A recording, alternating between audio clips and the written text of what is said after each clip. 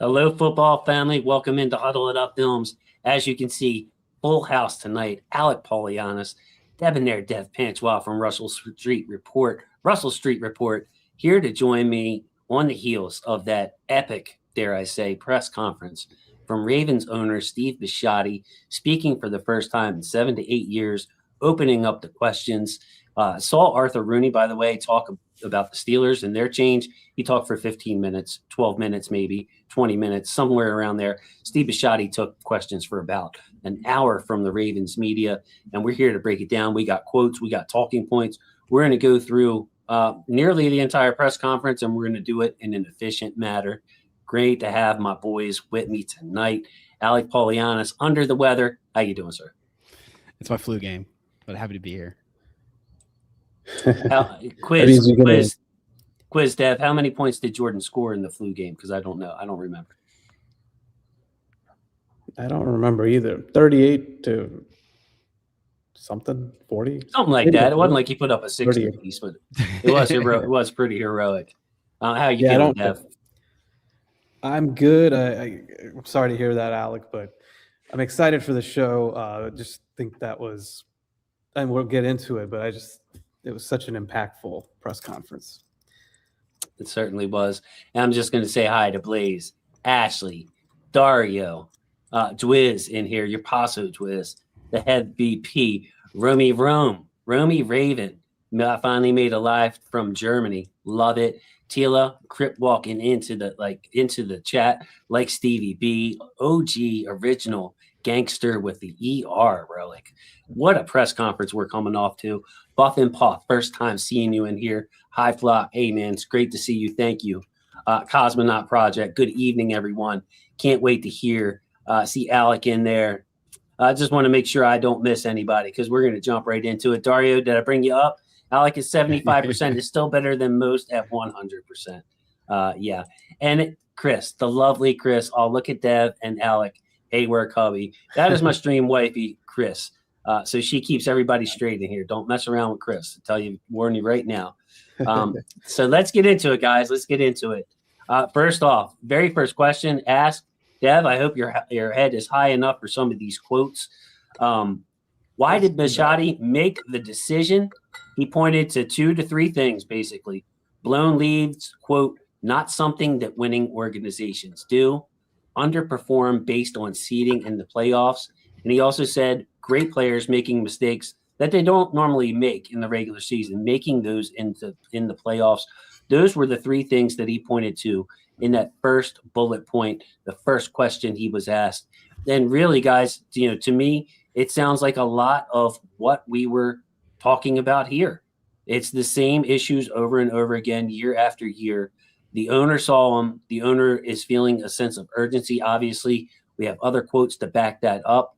But the reasons for making a change, the main reasons was not the players' feedback, or he even said that someone on his staff, like Sashi and EDC, would have stuck with Harbaugh, but to him, the blown leads and underperforming in the playoffs, players' uncharacteristic mistakes. Alec, those were the reasons he pointed to.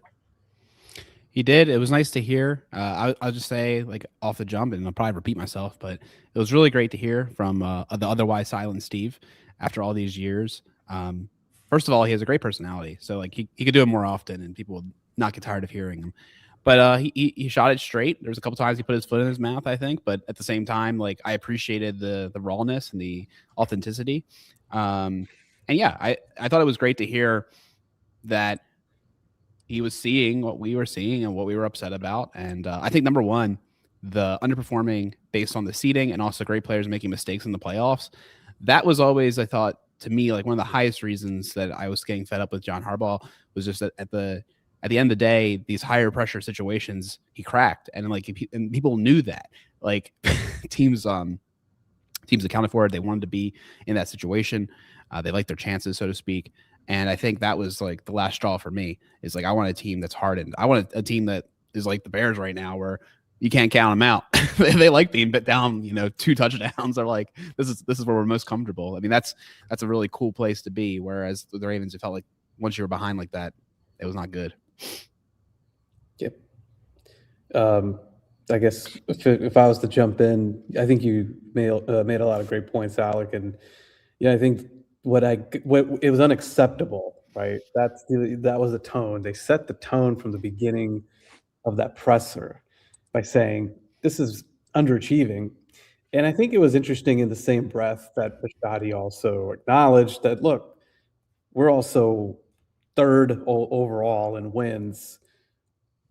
I believe since Lamar took over. I can't remember the exact stat, right? But it's a paradox that they're also still winning and yet they are underachieving. And but I appreciated that he acknowledged that, right? It wasn't like, no, we're third in wins. I mean, I think a couple of times that he's addressed this in the past, he has pretty much defended their position. It's been a while, but he did in the past. That wasn't the case. It was just kind of like, look, we have underachieved. And at a certain point later on, he also said they took steps back. So that was to me some of the language that he used was very, like you said, Alec. Like we all said those things. We talked about it, we verbalized it, expressed it, and to hear it be said by the owner of the team, I thought was just incredibly powerful, and absolutely give them credit. And I tweeted this out that they were very transparent. They lifted the veil a lot on things going on, just behind the scenes. I thought he was still good enough to give some of those kernels to the fans without also, just totally saying what was said with him and Lamar, right? Like it was generalities. Same thing with Harbaugh in those conversations, but the quote that you hit pulled, Jason, yeah, he nailed it in like three things. That I mean, you could go into more, and I think not being able to, and I'll just wrap on this, like not being able to coach, like you brought up the Bears, Alec, like we've been talking about now that they're really falling behind these other teams when it comes to having a staff that can meet the challenge and from a coaching perspective. And when I was on last week, Jason, I said the Bills and the Chiefs, both in those playoff games, players came out later and said, we were playing in a way to wait for these guys to make a mistake. Like, because they knew we would. Exactly. You're like, come on, like we can't do this anymore.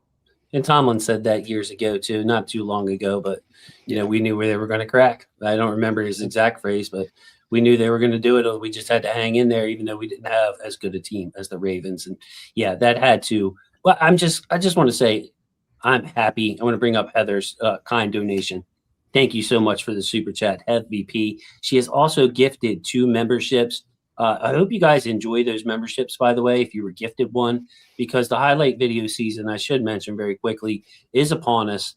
1 video a day is going to be released on the channel for the next 30-some days. I don't know how many players qualify for highlights just yet, but 1 video a day for the next month plus. New Raven will be highlighted, offensive lineman, Ricard, you name it. They're going to have highlights. The members get access to those videos as soon as I finish them. They're put on YouTube. So if Heather gifted you a membership, enjoy that. Turn on your notifications because it could be 2 in the morning or 9 in the morning when I release a brand new video. So the Mike Green video is doing really well.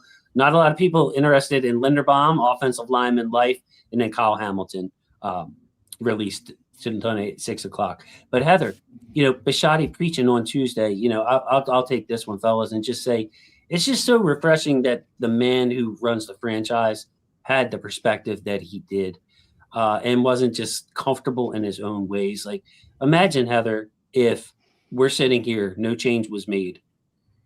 And let's say Bisciotti, he still either didn't speak, that wouldn't have felt good, or he gets up there and says, look, we have faith in John, we have faith in Eric, they're the best at what they did.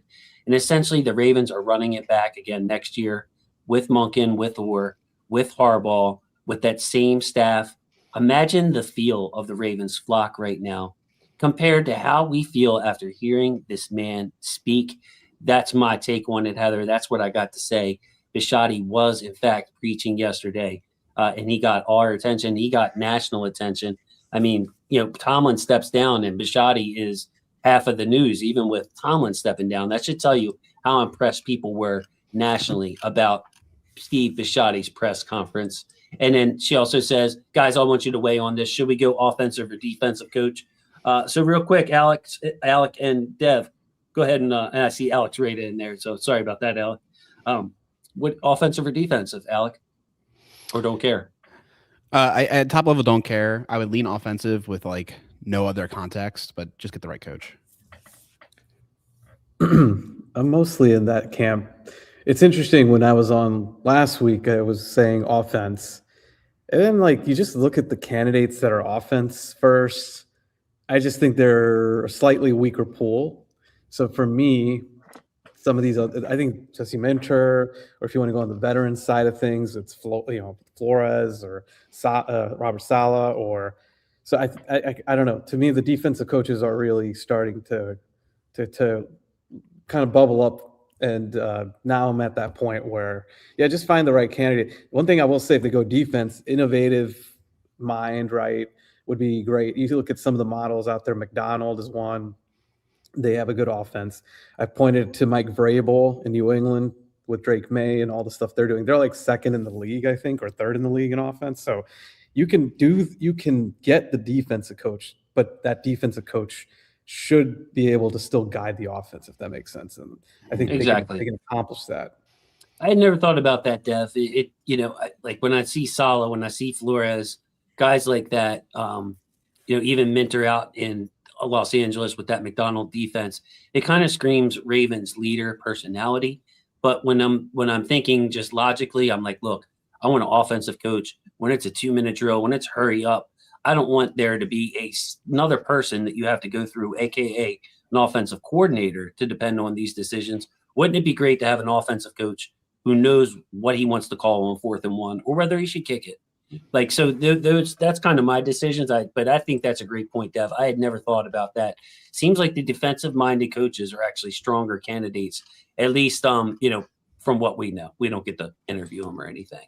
Yeah. So I thought was interesting. Have a private jet, Jason. Maybe ask Bisciotti for that private jet. I would love to be. How would it be to watch a game with Bisciotti or be friends with Bisciotti? Because I have a feeling he's taking it way more serious than me, and I take it pretty damn serious. It's just awesome, bro. It's just awesome. So the second, I think, timely, important nugget to come out, he was asked about, is that, how did this happen? How did this unfold? When did you come to the decision to fire John Harbaugh? He said he started discussing it with DaCosta 3 to 4 weeks ago. And then later in the press conference at the very end, where he kind of like wasn't asked, but he gave this summation, because he heard there was 2 more questions. He knew the last question was asked. So he said on his own, unprompted, look, we had run our course. I made the decision by myself. So yes, he made it clear a couple of times that it was his decision and his decision only. And it wasn't just based on a loss to Pittsburgh or a missed kick. It was based on everything, the accumulation of the run, the underachieving. But, I think it was one of you two guys that said the home losses on Thanksgiving and to Pittsburgh the week after, when we had gotten our heads above water, the division is there for the taking. I mean, man, if we beat Pittsburgh 1 time out of 2, we're in the playoffs. But it wasn't a rash decision. It wasn't I'm mad about this year. It seems like something, Alec, he said that he had thought about last year, and he just couldn't have it on his conscience to run it back and to have the same thing happen again. So this was a decision that was in the making, that had been in the making.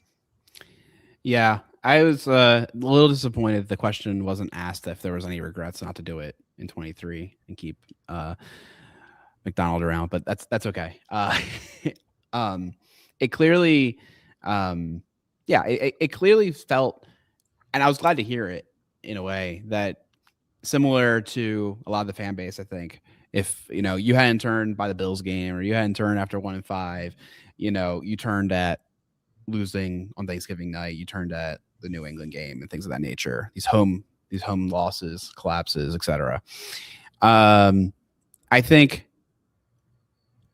it made sense that that's the time that, the decision had really solidified in his head. And I think it was interesting, the tone around this decision. You know, clearly after 18 years, they became very close friends, right? So it became, you know, I think there was that friction too, and like it was acknowledged that, you know, maybe EDC would have kept another year. I think that was like one of the hardest parts is like this organization's a little different in that because we've had the continuity for so long, like these people are family, you know, and it makes it a little bit more difficult. But it was good to hear that it wasn't a whiplash decision and that he was going to be confident about it, like no matter what. And I think that's like, it was like so many things that like I have felt like as a powerless, not an owner of a team, like where I was like, yeah, like I get that Harbaugh has had a lot of success, but I'm confident that I'm okay with taking the risk of a downside of getting rid of him and it being worse, because I don't have confidence that this is going to get better and get to where I want it to be. I think 3 to 4 weeks sounds exactly right, because if you think about, well, first of all, after the New England game, I tweeted that I think he's got to be thinking about it. I did get some information, and I shared this with the last show I was on, Jason, with you, that someone told me that he had very high expectations before the season started. So I was sitting on that for a little bit, and then after that game, I'm like, no, I think he might pull the trigger. I put that out there in the ecosystem, and I think I got some pushback, and for good reason. I don't think people were like, okay, well, yeah, now's the time he's going to do it. He hasn't done it. He hasn't even shown up yet for a State of the Union kind of thing. And is he out of sight, out of mind? But this confirms that those games in that timeline all match up. The back-to-back losses at home, embarrassing losses, right? Thanksgiving, everybody's watching you. And then you come back and you do it again. And then to compound it against New England, they had that game in the bag and they lost it because, again, coaching. And it was fundamentally coaching that he pointed out throughout that press conference. There was even an opportunity when somebody asked him about DaCosta sitting right next to him, and he said he's been doing a good job. He's had some misses. He acknowledged that, but he redirected it back to coaching and development and things we talked about, Jason, which is development's also been not put under enough of a spotlight. So the timeline makes sense, and the fact of the matter is why Bisciotti's a billionaire owner. He's not going to come into a meeting after the loss to the Steelers and say, "All right, John's out." Like that never seemed plausible to me. It always seemed like he would have had multiple weeks to kind of figure out that this isn't going in the direction that it needs to. And to your point, Alec, you're just spinning wheels. I mean, you're not getting better. So they had to make a change, and he brought up having the instinct for it. And I think that's right. Yeah, that's the topic bar I just brought up. Is Bisciotti's pointed to his instincts, and he said how to trust your instincts or when to go with your instincts is, basically if you get to the point that you didn't believe, you feel regret. So he had his reasons. He was stuck on his reasons. He said that, but he basically inferred that there was nothing that DaCosta or Sashi Brown or even Ozzie could say to him to make him change his mind. He had given this a ton of thought. He is not, like you said, Dev, the type of reactive billionaire to be like, I'm disrespected, everybody's fired, let's turn it over. Because we've seen billionaires and politicians be like that, just push the blame, frustrated, emotional decision. Bisciotti was not like this. This guy has calculated patience. But when he got to the point that he didn't believe that he'd feel regret, and again, if he said, if I let John build a new staff, even if John wanted to was willing to fire his coaches, if I let him rebuild the staff and we're making the same mistakes and it's the same crap happening again, that would not sit well with him. So it was his decision, Alec, and it got to the point where, hey, no matter what happens, he feels like when he said, I didn't feel regret, to be like, I'm glad I didn't run it back with Harbaugh, no matter how this new guy performs. Right. Yeah, and it sounds, I don't want to spoil a future topic bar, but this next guy is going to get some runway. They're obviously expectations are high, but there's also a bit of an understanding that, if they don't win the Super Bowl the first year, it's probably not a huge surprise and not a huge failure. But yeah, I don't know. I think I'm glad to hear that he had this confidence, and it was You know, he was on the same page as a lot of the fans, even though, you know, he said the fans don't, you know, account for his decision. I think he is, at the end of the day, a fan of this team, and he felt a lot of the same things. So, yeah. Was it the Horus Taurus Gabagool reference to Yeah. Harbaugh? Yeah.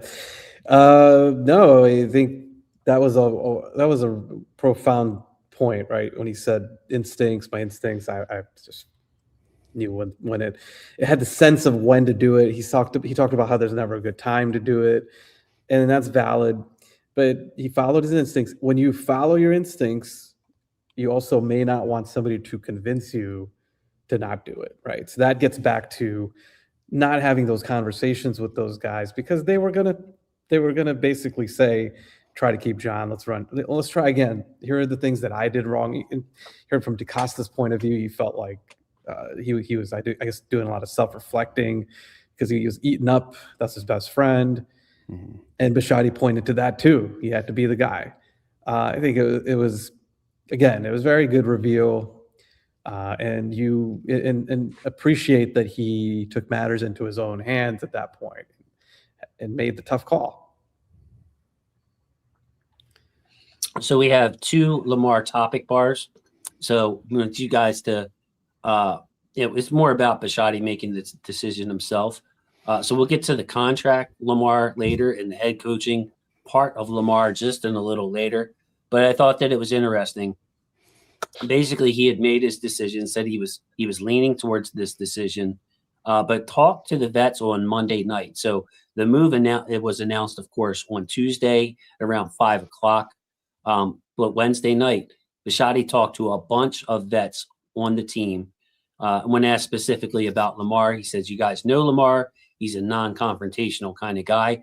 But he did say that Lamar said, "Do we got to make changes? Probably." That's coming from Lamar Jackson. Do we got to make changes? Probably. So very Lamar style. And I was surprised when I made this point on, Twitter, and people, could not understand the difference between loving somebody, having a good relationship with somebody, and still feeling that it's time to move on. So Lamar, he doesn't want to be the reason the coach gets fired. He doesn't want that to be like, oh, Lamar forced John Harbaugh out. No, that is not his job. That should not be his responsibility. That should not be the narrative. Bisciotti went out of his way to say, I made the decision himself. But he did admit that Lamar's opinion matters to him, and mattered to him specifically on this topic bar when it came to whether we should make a change or not. So who knows what Mark Andrews said? Who knows what Ronnie Stanley said? Who knows what Marlowe said? Those are the longtime vets that immediately come to my head, just 2016 to 18 guys that have been here since then. But yeah, Lamar, loves our John Harbaugh. I'm sure he respects the hell out of John Harbaugh. Harbaugh has always shown the utmost belief in him. I'm sure that they will have a great relationship to the end of time, unless Harbaugh says something crazy, which I don't see that happen. And they've always had each other's backs. But yeah, Lamar, Alec, kind of said, do we got to make changes? Probably. Yeah, I thought it was, classic billionaire leadership, right? Like, Bisciotti, he really gets it. Like, he had to own this decision. It doesn't matter what any veteran player said in those private, conversations. It could have been worse. It could have been better. But it doesn't matter because he owns this decision, and he basically wanted to make sure that he wasn't causing more harm than good. Like, let's say like the locker room adores John and thinks he's working so hard or whatever. But yeah, I think it all makes sense. It makes sense that they want their face of the franchise quarterback involved in making sure that he's happy and comfortable with the direction of the team. I mean, we, as the conversation goes on, like, the contract needs to be visited in some capacity this year. So, helps with negotiations. It's just like, it just makes sense that that he'd be involved. And do we need to make changes? Probably. What does that mean? Right. Okay, we can change an offensive coordinator. We can change a defensive coordinator, but is that going to be good enough for you? And at least for Eric, it wasn't. So yeah, I mean, makes sense to me.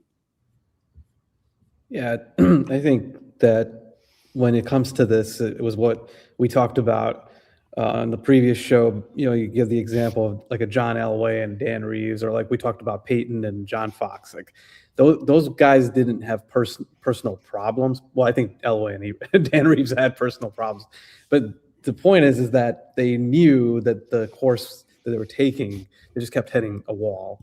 And I'm pretty sure Lamar knows what he wants, and he I think tactically and just what the staff was bringing to the table, led by John, I just don't think they were not in a position to get over the hump. They were running into the Chiefs. They were running into the Bills. They were losing these games in the playoffs. They were losing these games in the regular season. I think they have like a combined like 2 and something, whatever record it is between those two teams that they've played, right? So he's aware of all that. I mean, is he getting the best shot with his staff? Like, you look at the Rams and Stafford, and you look at these elite coaching staffs, right? The Niners did, right, with that group and Shanahan. So they may not get that type of level of a staff, right? That's shooting for the moon or stars. But it's ultimately what he said. Yeah, changes probably need to be made. Yeah, accurate. And I think Bisciotti already knowing that in his head and presenting it, because Lamar probably, to echo what you guys put out there, Lamar's not Magic Johnson, saying to fire Paul Westphal or whatever that coach's name was from the 80s, right? Like that classic story. I don't think he's that guy, but I think he's enough to say, yeah, we got to do something. And Bisciotti presenting it to him versus it being something he came up with and concocted, I think makes a lot more sense. I love how Bisciotti took ownership multiple times and said that it was his decision and his decision only. But I also love that he was able to spark Lamar. And, people don't talk about what Lamar has to say at all, the eggshells that they walk on. And, I have this theory that, or I've seen it, the great players want to be coached harder than anybody else. Mm-hmm. Stop walking on eggshells when it comes to Lamar. He's the type to stay in his own lane. He's not trying to, like, non-confrontational, I think is a decent way to say it. But Lamar wants to worry about what he has to worry about to rally his guys, to get that buy-in from Lamar. And having Bisciotti, put a little pressure on Lamar, but also know that Lamar is this franchise. He is the most important player. He is the number one employee on Bisciotti's system, right up there with Eric and Sashi Brown and Ozzie, of course. I just love the way he handled that. Something I thought. Go ahead, Dev. Sorry. He's also 29. He's at I think, a critical point in his career. And if they bring in the right people with the staff, not just the head coach, but everybody, they do need, and this is where I think they really do need to up the X's and O's and tactical game, right? Because I don't think he's going to respond to coaches, and it's clear at this point that are below whatever he might perceive as these guys are geniuses, right? And that's something I don't have any information on that. Just reading the tea leaves. I think you got to come to the table and come to him with something impressive, game planning wise, tactically, like I said. And that could help to bridge that gap of okay, Lamar isn't responsive. Well, maybe he just needs to be challenged, like you said, Jason. Like he wants to be coached. He wants to be challenged. The greatest players want to be coached. I remember Mike Singletary being surprised that Ray Lewis just wanted to be coached hard. Yes. The greatest players, Chuck Pagano coaching Ed Reed hard. They want somebody that can bring the best. I mean, this is Lamar's window too. This is not just the Ravens window. This is Lamar's legacy career. So to have him, look, Lamar's not in charge. I'm the boss, but I really care about what Lamar has to say. Going to him, hey, do we got to make changes? Probably, because this ain't working, Mr. Bisciotti. So the next snippet is just kind of a funny one, but I had to bring it up. But he was asked about his patience with the new head coach. And he said, Billick won the Super Bowl in 2 years. John in 5. I'll probably give this guy 5 or 6. Now, he did kind of say it with a smirk, but you kind of was like, I'm joking, but not joking. I just wanted to speak on the urgency of Steve Bisciotti. I thought that was clear. Whereas, I got the feeling from DaCosta the whole time that he was kind of still down about it. I'm like, man, come on, Eric. Like, you're like, all eyes on you now, bro. Like, aren't you mad? Aren't you fired up? Aren't you excited? DaCosta was same old DaCosta. But Bisciotti's sense of urgency is now. This is obviously not an owner like some owners, guys, where they're in it because it's a business. They want to sign a big name to sell some jerseys to fill the stadium, and they don't really care about winning a Super Bowl. Mr. Bisciotti does. I probably give this guy 5 or 6 years. Joking or not, it's up to you. But his urgency, sense of urgency to win a championship, where he said he don't want to be Jerry Jones at 83, doing anything he can for a championship. He wants to win it right now, Mr. Polianis. Steve Bisciotti, his urgency. Yeah, well, I think it all tracks too with other comments he made later on, right? So he made a couple joking remarks that 100% were dead-ass serious, and I think this is one of them. He's going to give him 5 to 6 years because if not, and he wants to be around for another 10 to 15, he's going to roll the dice again. He's that's how I read it. All right, you didn't do it in 5 to 6 years, like, and there's that whole statistic too of like, if a coach and quarterback combo don't get a championship in the first 5 years, just doesn't happen. So, yeah, sure. I think he wants the dice roll. He wants to keep things moving, keep things fresh. And obviously, if he finds the right coach, then they'll be around until he's gone, or until that person wants to retire or whatever it is. So that's great. I think it's a great philosophy. I could see them getting fired faster than 5 to 6 years for what it's worth. Sure. He also said if he approves of everything else that's going on, like if it's not a dumpster fire in year 1 or 2. But Bisciotti has shown, what this has shown me, Dev, is he has the right balance of patience, not overreacting, and still having a sense of urgency. Like if he was a quarterback, he wouldn't be throwing needless interceptions, but he wouldn't be checked down Charlie either, bro. Like Bisciotti is going to take his calculated shots when he feels is necessary. Yeah, I agree with you. It's a sweet spot. He's starting a Neal. But you think about it, when he started his ownership, this team, we're spoiled in a way. We started off, and 4 years they won a Super Bowl, and he brought up Billick in 2 years when he was hired. He won a Super Bowl, and I think John won it in that 5 years. So it was interesting. I was here watching some coverage on the Steelers and what are the expectations from that ownership group when it comes to a coach, and everybody brought up, but they started with Cowher, and he was successful right away, and he didn't win a Super Bowl right away. They went through a lot of tough postseason losses, not too dissimilar from what the Ravens have been dealing with here. But you look at and Tomlin won a Super Bowl in year 2. So a lot of that is like these franchises, they already are ingrained in that. And I think it's cool to reaffirm Bisciotti's competitive fire, right? I want to win multiple championships. And he knows he's got a meal ticket to do that with Lamar Jackson, right? Like, let's not make any mistake. When you have a Flacco before, who we thought could eventually break that wall down, and he did, to his credit. And you have a Lamar who's a more transcendent player that is he's so great that you have to put that in the equation. Same way you did with the other greats, Marino and Elway and all these guys. Like when you're at that level, and that's what happened with Elway, right? He wasn't winning, and they were just like, we got to correct, like Pat Bowlen at that time, we have to correct this. Like, what can we do? So, and Mike Shanahan, I think, won it in 3 seasons.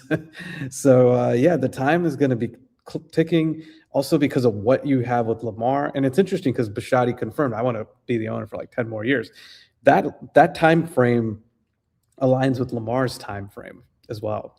It's not, I think, a coincidence. So it's tough. It's a tough ask.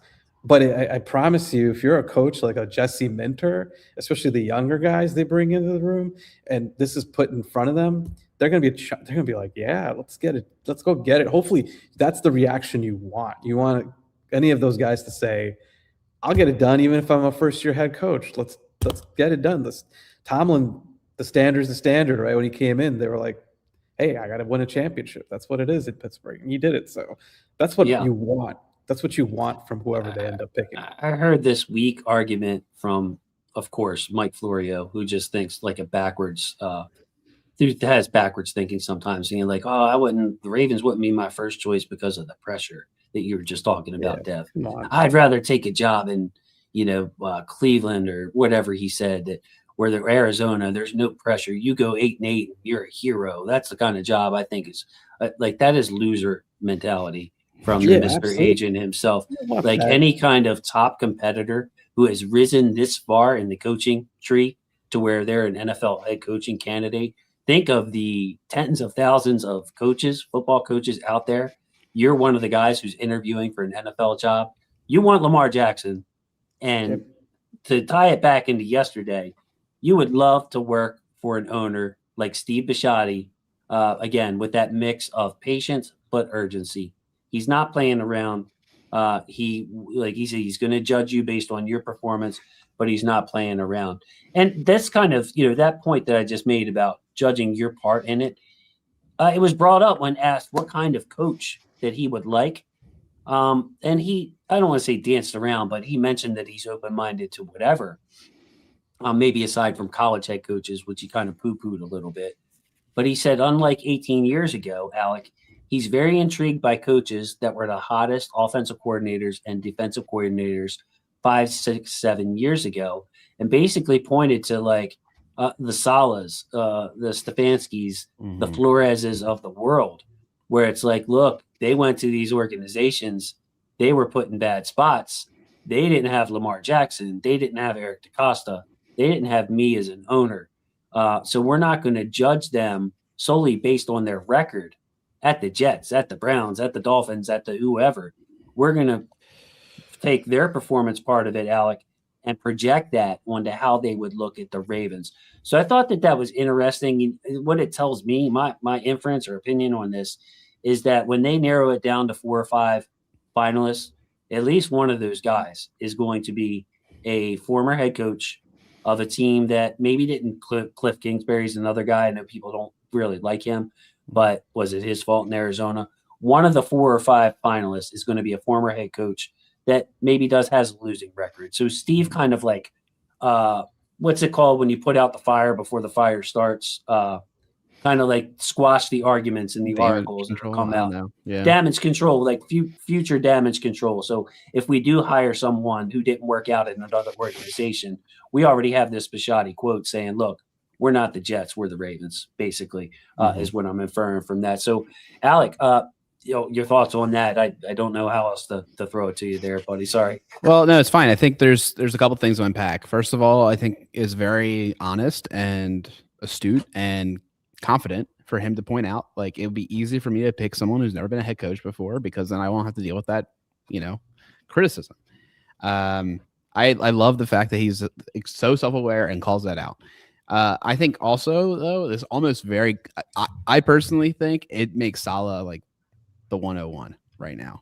I have this hunch because, like, of those guys, I think Flores has too much baggage, and it's not about like his lawsuit and stuff. I think it's just like the whole like personality stuff that has come out or whatever. I think I'm a little mid on him, a little down on him, and Stefanski, like, I don't know. There's just that bad taste of the interdivisional thing, and also, like, frankly, like, I don't understand why people hate on Stefanski so much. Like, I'm just like uneducated, right? Like, I don't have a good reason to think that. But Saleh, like, he just strikes me as like one of those dudes that's like going to be deserving another shot, and that and who DeCosta might be talking about here. So that's my 2 cents there. But what about McDaniel? I think he falls in there too. Oh yeah. No, that's a great call out. That's a great call. And the funny thing about McDaniel is he does not have a losing record, contrary to a lot of fans who have been just hating on him. It's interesting. I haven't declared I did declare tonight my favorite. So I'll wait till later for that reveal. But I didn't say I think necessarily he should be the head coach, but I do think he's got a very compelling case, right? He hits a lot of the things that you just outlined, Jason, like hot name, definitely was like everybody wanted in on him. He was part of that coaching staff, that illustrious coaching staff that's now done great things. And I think his situation is just as bad as the Jets, if not worse. I put out there, Miami hasn't won a playoff game since 2000. And the funny part is, if you look at it, the Ravens were the team to beat them the next 2 years in Miami. And that was 2001 and 2008. So huge gap between those two games. But I think he's on the table. But yeah, Salah's a good call, because if you look at it, if you want to compare those two guys, like they kind of, I think with Salah, it's even worse quarterback situation. Like Tua is somewhat competent. You know, you can do some things with him, but Salah just inherited a horrible quarterback situation, and they got Wilson wrong. And I think things are coming out now that he's really detailed. He's very good with. He's a data-focused guy, data-driven guy, coach. So preparation-wise, he's done really well with the Niners with less to work with. So I tend to agree with the overall sense of like one or two of them, I think, will make the final cut. And I would not be surprised if they get the job at all. One of them gets the job. Right. Yeah. One of those finalists, in my opinion, at least one, is going to be one of the coaches we just mentioned. I think it's funny to me. We can go around again on this one. Me personally, I don't have a strong preference. Like, I'm going to trust Steve Bisciotti on what this person's vision is for Lamar. What kind of coordinators are they going to be able to bring? What kind of mindset are they going to bring? Like, if Bisciotti looks at Brian Flores and says, look, man, everybody I've talked to says this guy was an egomaniac, and yeah, he was paid to tank games, but, you know, Brian Flores was hard to work with and alienated his players, and doesn't decide to hire Brian Flores, I'm cool with that. If he thinks Brian Flores is the man for the job, prototypical Raven, and he thinks he's the guy to take it to the next step, then I'm totally on board with Flores. And I could say that about every single one candidate. I don't have a preference. What I do find interesting, though, is that Flores and Saleh look and sound like Ravens head coaches. Anthony Beaver would throw him in there too. But there are certain coaches that look and sound like Ravens that would be that tough, professional voice of the franchise. And then there's Mike McDaniel, excuse me, who does not look and sound like a Raven at all to me. But I have a feeling that Mike McDaniel would mesh with Lamar really well because they are individualists. Mike McDaniel is not afraid to be himself. Mike McDaniel, I don't think, is going to walk on eggshells with Lamar or anybody else. He is going to be Mike McDaniel all the time. And Lamar is a rugged individualist himself. He breaks the mold. Lamar is always going to be Lamar. Mike McDaniel is always going to be Mike McDaniel. So something tells me that, like, you want like buy in for game plans and the offensive mind that can help take Lamar to the next level. That would be the former Dolphins coach. So I like I said, I like Alec a lot about a lot of these candidates. So I don't really have a preference, but I just wanted to throw my thoughts out there on the retreads since we're talking about them here. Yeah, for sure. He came out, a little bit later, Mike, but I think that's the other thing too, like what you just said, Jason, where when I like picture like what a Ravens coach is going to be, it's not him, but at the same time, I'd be super stoked about him. And I think it's also a little bit of an indictment of the current class of coaches that are the never coached before people. And people have said they're not as strong. I think there's a couple that are like, pretty strong or are going to have like a really high chance. But I think some of these retreads might be a little bit better than like the tier 2 people. You know what I mean? In that list. So I think that's why you're going to see 2 or 3 of these retreads may be in the final 5. And yeah, I think it's really reasonable too, because some of these organizations just stink, like none of us would succeed there. I think Lamar will definitely have a lot of, if Lamar is got a lot of say, right? And he's involved. I do agree with the McDaniel call, because I think from afar, and I just saying it would make sense that he would like McDaniel. It's kind of like not only the individual aspect, but again, he is that offensive mastermind, right? This is just something he hasn't had. No offense to Todd Monken. I think Todd Monken's been a very, very good offensive coordinator, but you're not looking at. Yeah, you pretty much won 2 MVPs under Monken, so he definitely earns his respect. Yeah, no doubt. But I don't think he's like this elite mind per se, and I that's just another category. It's unfair to Todd. it's like Brian Flores, who we were talking about. And I see, the point here about him and how he's being dismissed, but Flores would be like, he's a genius defensive mind. So you're just kind of like, okay, you're in that category. That's a different deal. I like all the candidates. Do not let my questions about Flores sway you that I don't think that he is a great candidate, man. Like, I just don't know. Man. I don't know. I could see a scenario, honestly, guys, for the Flores fans here. I'll push back on this. I could see a scenario, given like the way Flores' former coaches, and I'll talk about him, where he butts head with Lamar one time, and it's a cold war. But Tracy's right. To Tracy's point, people grow, they learn. This is not the Miami Dolphins. An owner is not offering you $100,000 to lose here. You're not going to sue the Ravens for discrimination. They have broken boundaries with Ozzie being the first black GM. They had an all-black quarterback room and quarterback coaching room.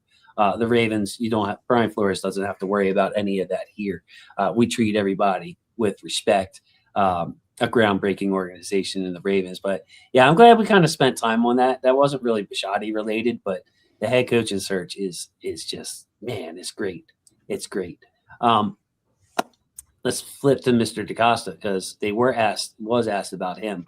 And I kind of got some mixed messages because these are two separate quotes here. But he did say, look, I think Eric's one of the best GMs. I'm very, very pleased with Eric. But he also said later in that diatribe, we'll leave him alone for now. So, Alec, do not think that Eric's got an infinity type timeline here. Like, Eric's got to keep up. EDC has got to keep up with his job.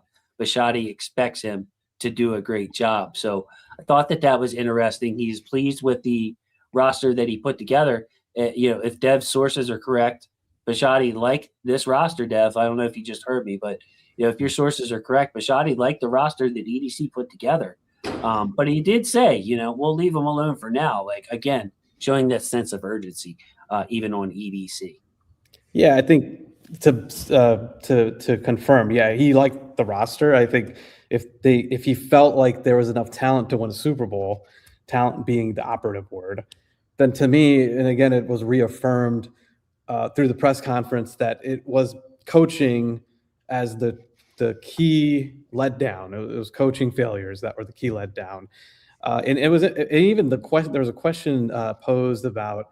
This was the key question. One of the key questions about the draft. Well, what was it? It was. I don't think they got to the development point just yet, and it came up about the offensive failures. Right? You guys can correct me if I'm wrong. The offensive line and pass rush. He said that the players did not develop. They did not take the next step. He got to that, and I think it was implied that this was a failure from a not front office, but just player acquisition, however you want to put it, roster construction.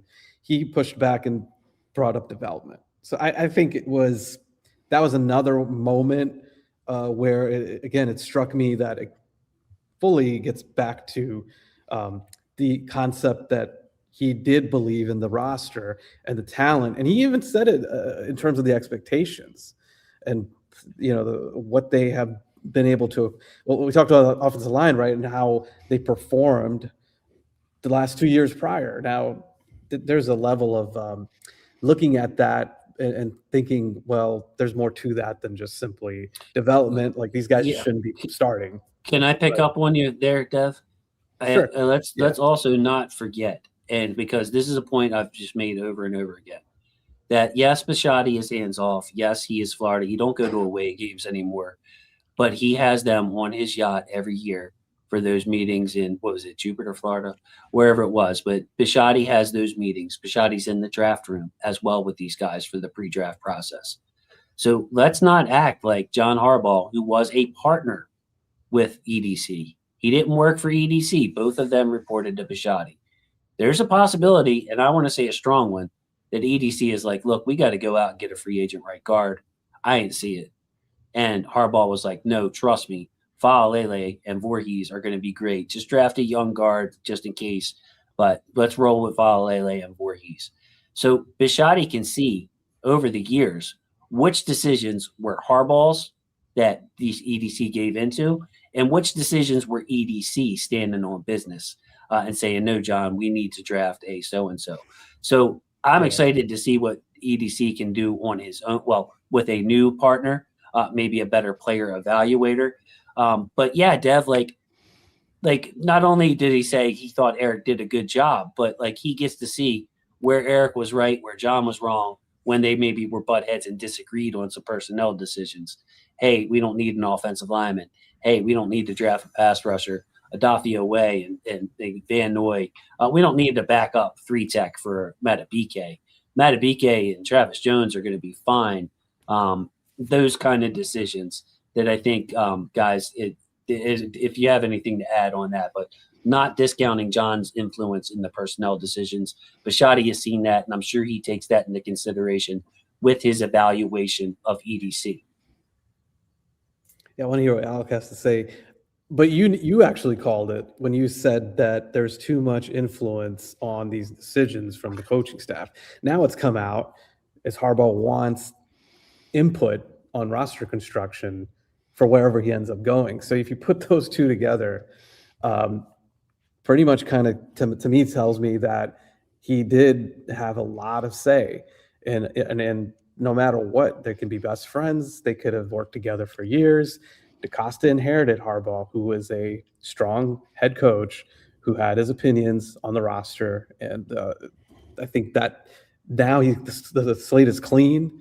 Even if they bring in a veteran head coach, they're probably gonna talk to that coach and say, "Look, this is kind of how it is coming in. Are you good with that?" So I think this is part of the evaluation. If you look at this quote, like, I think it's kind of like a pending or remains to be seen, because now let's see what you do without this hanging over you. What's up, Lady Laura? Go ahead, Alec. You had something to add, or are you good, buddy? Oh, yeah. I have a couple of things I want to talk about with this Eric Sure. DaCosta situation. So first of all, there's a bit of a changing of the guard, and maybe it was like this for a bit, but like there hasn't been an opportunity with Harbaugh in place. But Bisciotti made it pretty clear that Eric DaCosta is going to drive this head coaching decision more so than he is. Not to say that he doesn't have final say or isn't going to be a huge part of this, and that they both have mutual respect. But I think that's interesting to point out, that it's no longer going to be this kind of unique Ravens situation of the coach and the GM report directly to the owner. It's going to be the coach reports to the GM. And I think the nitpick here, they said, I don't know if this is one of your future topic bars, but kind of said something along the lines of Eric knows what he did that like caused his friend to see the door. It's not. So go on, buddy. Go ahead. Yeah. So I think by the way, I'm sorry, Heather, Matabike, no update. Just wanted to address that real quick. Go ahead, Alec. Yeah, no update there. I think me reading the tea leaves projecting is that Eric's fatal flaw was listening to Harbaugh too much, right? And not just asserting his, I don't know, authority over the roster, over some of the decisions, whatever. That's just my hunch. That's me maybe wanting to think that he doesn't pick the best guys, that Harbaugh doesn't have the best guys or whatever. But yeah, I think that's my hunch. And I'm excited to see what the approach is and what the differences are. In like very minute, like only us would care about this, some of the inactive decisions, some of the like how many people are allocated on game day for various, roles. What's the emphasis on special teams? Like all that stuff is going to be really interesting to me. And I think like might change. Like we might not end up signing the next Hummel or whatever. And I don't think that the special teams excellence or whatever is going to go away all of a sudden. I think that it's just going to be a bit more recognition of like for instance, like with Tez getting more snaps down the line, like this guy is producing, like we need to let him play. And he's also good on special teams. Like we cannot, it is unacceptable that he's not active and not part of the game plan. Like this guy's doing work. And little things like that. I wouldn't be surprised if that was, because I like Tylen a lot, and I think John likes Tylen a lot, right? But at the end of the day, I think it was pretty clear down the line that he was not the best choice over Tez. Hey, and I've defended John Harbaugh on this channel from time to time. Now, I was cleared. I was ready to move on a while ago, but I've defended him and what he brings to the table, and not taking for granted not being an organization that's dysfunctional. But to me, it's not so much like the new head coach is going to work with EDC. I'm sure the new head coach is going to have his input. It's not that EDC has more input to me. It's that John Harbaugh's input when it comes to player personnel is not in this building anymore. I'll put it flat out like that. Like from what I see on tape, the decisions that have been made year after year after year, from the Tyree Phillips to the Matt Skuras coming back from injury to the Nick Boyles coming back from injury to drafting Ben Mason, it could go on and on and on and on. About these personnel decisions, the inactives that you're talking about every week, the overemphasis on special teams, having 5 inside linebackers active but no Keaton Mitchell. I was tired of it. I'm tired of it. And I think we're going to be a better team just by having somebody different in there working with the personnel decisions on EDC's lap, because, Dev, I just think that's a flat out weakness of John Harbaugh. Not like a non-strength, like a major weakness, maybe his only major weakness. Could he call games better, timeouts better, all that stuff? Sure. But his major weakness was personnel. Yeah, that's something that has to be now owned by DeCosta. It should be owned by DeCosta. Decisions, we don't know, but I mean, if you're talking about, they brought up pass rush as a prominent topic, and it's something DeCosta himself started with. And there's been so many times throughout the last couple of years where you're wondering why guys aren't either active, or why aren't you using that money for Hummel? That's small money, but like, just an example, right? Like, you cobble together like 2 or 3 of those guys, those special teams aces that half the time I don't think even either stayed on the team or made the impact that they were kind of built to make. And now go get, third down pass rusher. So it's going to be interesting. Yeah, I think, the Harbaugh's influence was an under the radar aspect to this, and it came to light to me even more in these different bars and what was said about DeCosta. Right. Like, was Harbaugh the one that said Cooper Rush? Like, Tyler Huntley had to call the out. Now, maybe that was EDC's decision. We don't know. All I'm saying is, from the decisions I see on Sundays and the explanations I hear from Harbaugh, I am glad that his influence in the personnel department is out of here. I've said that, it's my main frustration with Harbaugh. Yeah. I thought of here's a good one from Nikes, who I know is a Brian Flores fan as well. Mike McDaniel will unblock Keaton. Yeah, but dude, all these candidates, man, I love something about each and every one of them. So why I'm so open-minded. But yeah, last word on this, Steph. No, this is just silly, but the scene in Moneyball, the movie where it's like what was it? What's our guys? Billy Bean, and it was played by Brad Pitt, saying, "No, you're going to play the guys I'm getting." That tug of war, that battle between the GM and the manager, right? I think it was Art Howe as the manager. That's kind of like what I envision in some respects, but not like as explosive, of course.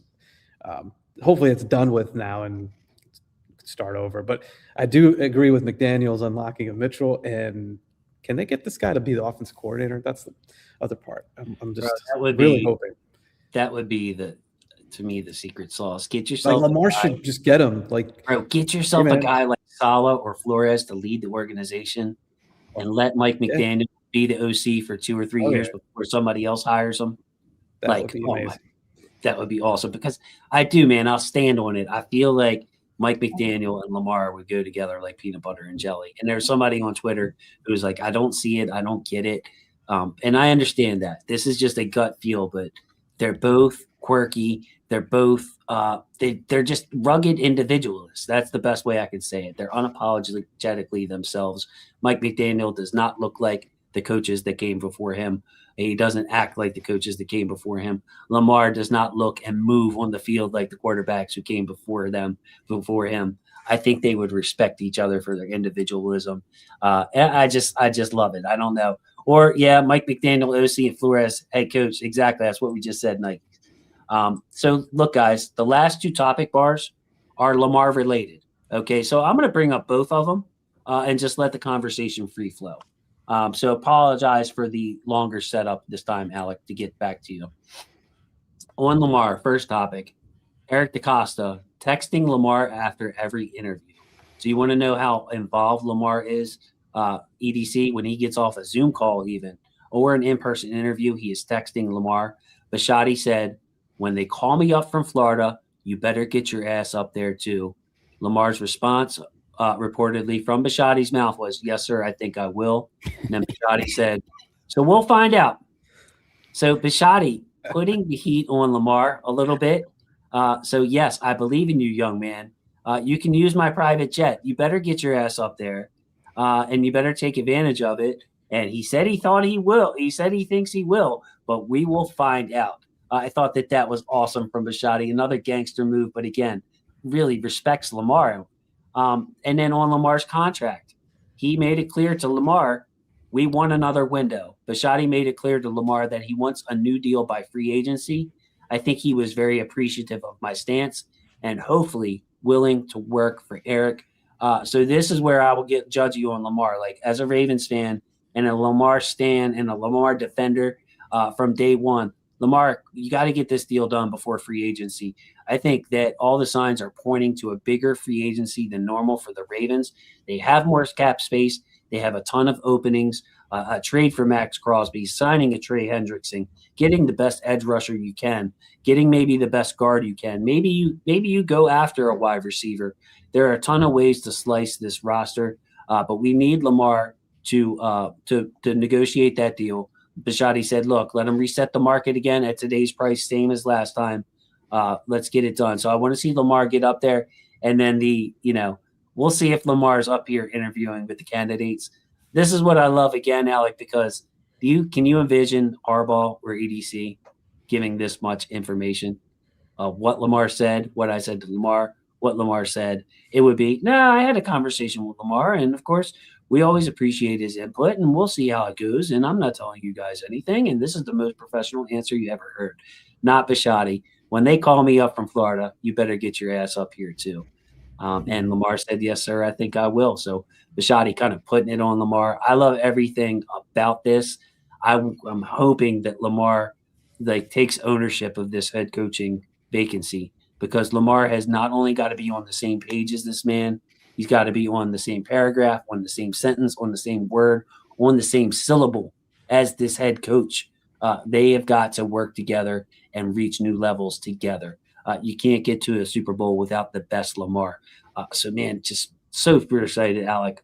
Sorry for the long opening, but those are the two quotes that we have. So depending on which one you want to comment, or both. Nice. Yeah, I mean, I like that he put a little bit of heat on Lamar. I think it's nothing that he can't handle, right? I think he made it very clear, we want you here. We want you to be a part of all this. And you help us build this future together, right? Yeah, I think it's going to be good. I think he will get his butt up here.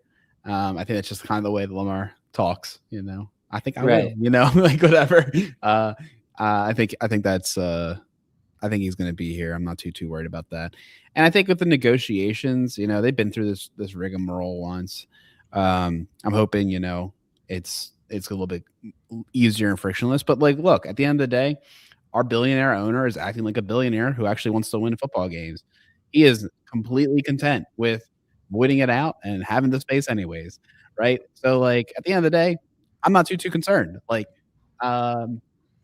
Maybe he shouldn't have said that as far as from negotiation tactics. I don't know, but I think Bisciotti is serious about winning, and he understands it's going to take money, and he understands, and I mean, look at it, right?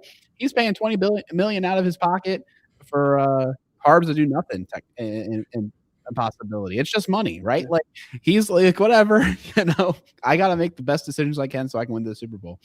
And yeah, I think I was really relieved to hear that his acknowledgement of the cap situation for what it actually is. And we will make sure that we can get this roster in shape. No matter if we got to use the void years, we will. But Lamar, Help us out here. We want Yeah, to give I you mean, money. you want to make it clear, you want to make it easy, and you just don't need that overhanging the roster.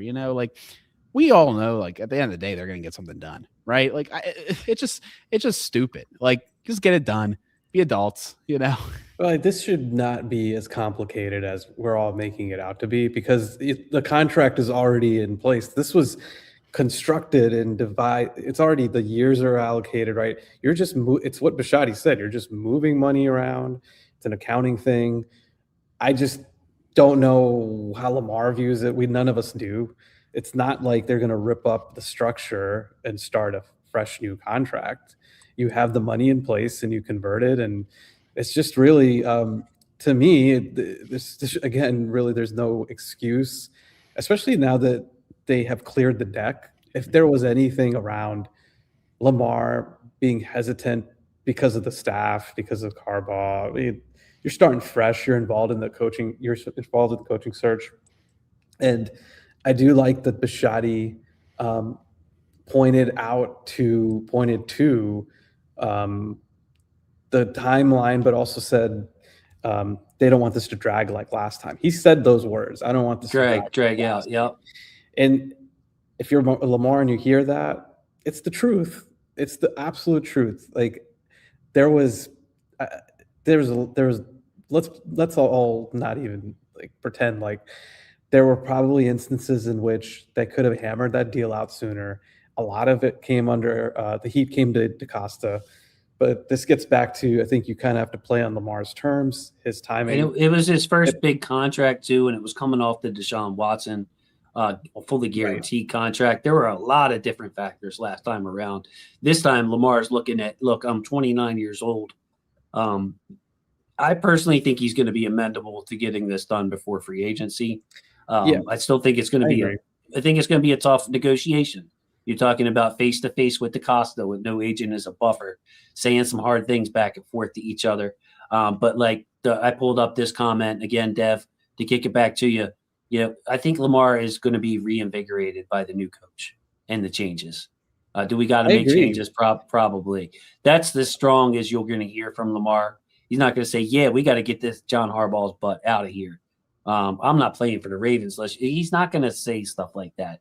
But he knew that changes needed to be made. So I think that Lamar will be reinvigorated. And I think that I'm hopeful he'll get that deal done, Dev. Lamar, I like the free agency target too, saying they've got a month and a half, however long. I don't know what I think March almost 2 months. Right, almost 2 months. Yeah, so then look, if that is another carrot, this is to Lamar's benefit, right? You get paid more money and the team will be active in free agency. And I do think that will happen. I don't think that's just talk. They want to go. This is something lately I've been saying, guys. They need to be more active. I don't know. Last couple of years has just been very minimal. I know they signed Derrick Henry, but they just haven't really made that those types of moves you saw Ozzie make every couple of years, where he'd go after a Trevor Price, right? Like you'd go after, and he spent some money on like Corey Redding, just those, even the mid-level to Price was not a mid-level signing, but you get the gist. They need it. If this is a window, if Bisciotti doesn't care, it's like the music to your ears from all fronts, DaCosta, Lamar, whoever. That means he's willing to do whatever it takes to get these championships. And let's go. I mean, right now, to your point, Jason, like, what is the holdup? And I'm going to throw this one out there. This is a little bit from left field, and I don't know how Lamar feels about these things, but if I'm seeing Josh Allen go to a Super Bowl, like in my time, I'd be pissed. Like Burrow already has done that. If he wins the Super Bowl, Mahomes is towards ACL. I mean, those are your main competition. Yeah, you get it the right coach. I'd be competitive. I'd be like chomping at the bit. You know what I mean? To get back at it. And if you can get the contract part figured out, you add some pieces, they'll have tremendous cap flexibility like we haven't seen really since he was a rookie. I just think everything is there for them to build a really good roster. Go ahead, Alec. No excuses. Yeah, I mean, I don't have much more to say about it. It's all right there in front of them. They have the cap space, they have the flexibility, they have ownership support. I think it's time to do a little bit more in free agency. I'm a big believer in that free agency is, you overpay for what you get, and that you are righting wrongs that you've made through the draft. But we have made some wrongs in the draft, and we need to right them, right? Like, so it's okay. Like, there is a time and place for it, and I think they need to do it. So, Yeah, I think and particularly there's too risk averse, Alec. I don't know. Yeah, and I think Like that yeah. Go ahead. No, it's also just like it's really hard to get a pass rusher in the draft to make immediate impact. It's really hard to get a lot of the things that like we're missing right now are things that are hard to get day one impact in the draft. So like spend the money, go get it, draft somebody, develop them in parallel. It's roster spots too. And I think that's coming back to this whole like special teams ace situation. Like we need these roster spots in order to churn the development cycle of these defensive ends, of these outside linebackers, of these guards. Like, right. And when's the last time we had to make a really hard decision like Matt Judon or CJ Mosley to let a franchise player go of that caliber? Like, we got Tyler Linderbaum coming up. You can make the argument, do you pay a center or not? But we haven't had these excruciating decisions where it's like 3 or 4 Tyler Linderbaums at their position, and we can only keep 2 of them. Like, we haven't been developing as well, or drafting and developing as well. So, hey, look, if you can go out and get Max Crosby, you go get him. He's not going to be there at 14. Max Crosby is not going to be there at 14. You need to plug the holes on this team in free agency so you can go BPA at 14. Mm-hmm. I can tell you right now in this draft, there is not going to be a Kyle Hamilton level of talent at any position available at 14. Maybe if you pick one of these receivers, they can turn into a top 5, but this is not that kind of draft. The quarterbacks aren't there, et cetera, yada, yada. So you want to be able to pick BPA at 14, be aggressive in free agency. That comes down to Lamar and his contract, a big part of it. It's just going to be exciting time. Again, I'll go back to my statement that imagine if we were just running it back, man. Like, the excitement would not be here. Bisciotti probably doesn't speak because there's not a coaching change. So guys, just great topics tonight. There's a couple of more things I just want to show really, really quickly. If you excuse me for one moment. And Lady Laura asking, who do you think will make Lamar get over a hump? Offensive line is where I'm saying, but I do think we need, in my opinion, Lady Laura, a D-Hop type receiver, but not one that's 36 years old, a ball winner, somebody that can take over for Bateman. You groom him this year, a young receiver with some ball skills. I would prefer that. And if you want to go and make a big move for like an A.J. Brown or something, I would love that as well. But yeah. So anyway, back to what I was saying, guys. This was put together by my friend Gully Squad. Do not try to read this unless you're like Bugs Bunny. If you remember the cartoons where he would just eat more carrots and be able to read far away. But this is Gully Squad at Gully Squad 02. If you can see that, shout out to him. What this is showing is the different types of candidates that the Ravens have interviewed yet or scheduled for interviews. This is as of a couple of days ago, so it's not completely updated. But the offensive coaches are up top. The defensive coaches are at the bottom. The ones who have been coaches before are on the right. The ones who are brand new and have no head coaching experience are on the left. So you got offense one at top, defense bottom, old on the right, new on the left. What does this chart tell you at glance? Is that they are looking at all kinds of different candidates. They are not just focused in on retreads. They are not just focused in on the hot young coordinators. They are not just focused on the offense. They are not just focused on the defense. So I wanted to bring this up. No commentary needed on this, guys, just to show people the wide net of candidates. They mentioned 15 to 20 will be interviewed, and they will narrow that number down to 4 or 5 and bring them in person. So the Ravens, not being closed-minded about this, they're open-minded. And then also, now I do make fun of Alec from time to time, and you guys take up for him. But Dev, what kind of ego does a man have to have to send you this? This is the text that I got from my friend Alec Polianis a couple of times ago. Dankness. Now, I didn't make this. I didn't make this. It doesn't matter. You sent it to me, man. You sent it to me. Like I wasn't going to show it on the show. So yes, well, the way Alex dug into Harbaugh tonight, I should say. Maybe he's been thinking about this for a while. I could do a better job. Right? Is that where I don't know. I don't know, man. I don't know like that much. All things considered, I just like it. But yeah, yeah. Go ahead, Alec. Please. No, it's funny in that chat. I don't know why, but the one guy who made it, he always calls me Dankness. I have no idea why. I was gonna say Dankness Falls. That would be new instead of Darkness Falls. Dankness Falls.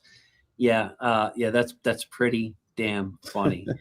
So I couldn't help but to bring it up here at the end of the show. It was an important show. It was a great show.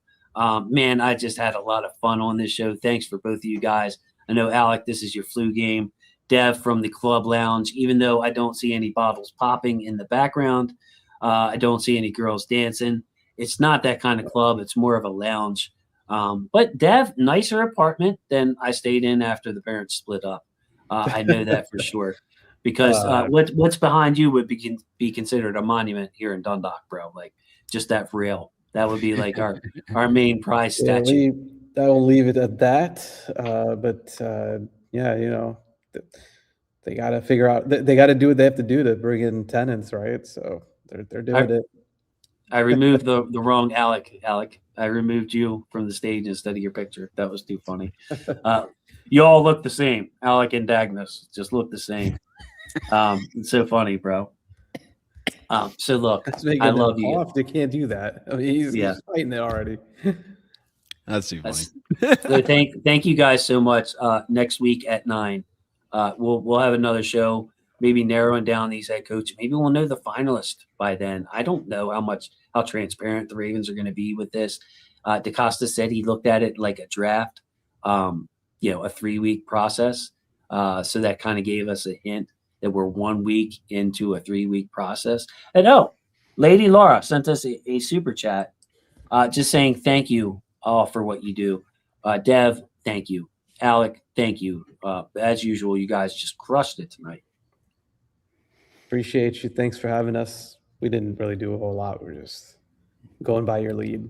Just teed us up. It's true. Dankness, what say you?